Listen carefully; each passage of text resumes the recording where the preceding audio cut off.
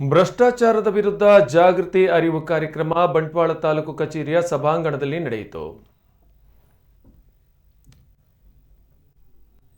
ಕಾರ್ಯಕ್ರಮವನ್ನು ಬಂಟ್ವಾಳ ತಹಶೀಲ್ದಾರ್ ಎಸ್.ಬಿ. ಕೂಡಲಗಿಯವರು ದೀಪ ಬೆಳಗಿಸಿ ಉದ್ಘಾಟನೆ ಮಾಡಿದರು. ಸಿಬ್ಬಂದಿ ಕೊರತೆ ಮತ್ತು ಒತ್ತಡಗಳ ಹೊರತಾಗಿಯೂ ಪ್ರಾಮಾಣಿಕವಾಗಿ ಕರ್ತವ್ಯ ನಿರ್ವಹಿಸುವುದು ಪ್ರತಿ ಸರ್ಕಾರಿ ನೌಕರನ ಜವಾಬ್ದಾರಿಯಾಗಿದೆ ಎಂದರು. ಇದೇ ಸಂದರ್ಭದಲ್ಲಿ ಕಚೇರಿಗೆ ಬರುವ ಕಡತಗಳನ್ನು ಸಕಾರಣಗಳಿಲ್ಲದೆ ತಿರಸ್ಕರಿಸಬಾರದು. ಸಾರ್ವಜನಿಕರನ್ನ ಪದೇ ಪದೇ ಅಲೆದಾಡುವಂತೆ ಮಾಡಬಾರದು. ಸಾರ್ವಜನಿಕರ ಸೇವೆ ಮಾಡುವ ಅವಕಾಶವನ್ನ ಸದುಪಯೋಗಪಡಿಸಬೇಕು ಎಂದು ಹೇಳಿದರು. ಈ ಸಂದರ್ಭದಲ್ಲಿ ಖಜಾನಾಧಿಕಾರಿ ಶ್ರೀ ಮಹೇಶ್, ಉಪ ನೋಂದಣಾಧಿಕಾರಿ ಶ್ರೀಮತಿ ಕವಿತಾ, ಭೂಮಾಪನ ಇಲಾಖೆಯ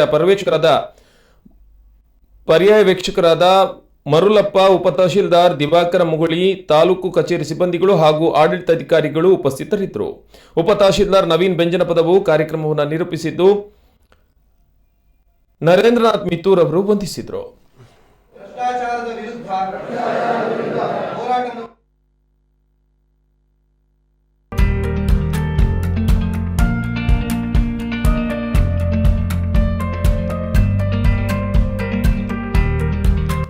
ಆರ್ಥಿಕ ರಾಜಕೀಯ ಮತ್ತು ಸಾಮಾಜಿಕ ಅಭಿವೃದ್ಧಿಗೆ ಭ್ರಷ್ಟಾಚಾರವು ಒಂದು ಪ್ರಮುಖ ಅಡಚಣೆಯಾಗಿದೆ ಎಂದು ನಾನು ನಂಬುತ್ತೇನೆ.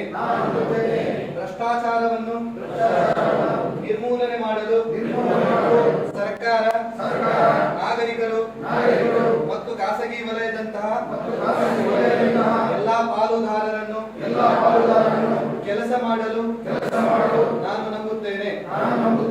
ಪ್ರತಿ ನಾಗರಿಕನು ಜಾಗರಿಕನಾಗಿದ್ದು ಎಲ್ಲಾ ಸಮಯದಲ್ಲೂ ಉನ್ನತ ಗುಣಮಟ್ಟದ ಪ್ರಾಮಾಣಿಕತೆ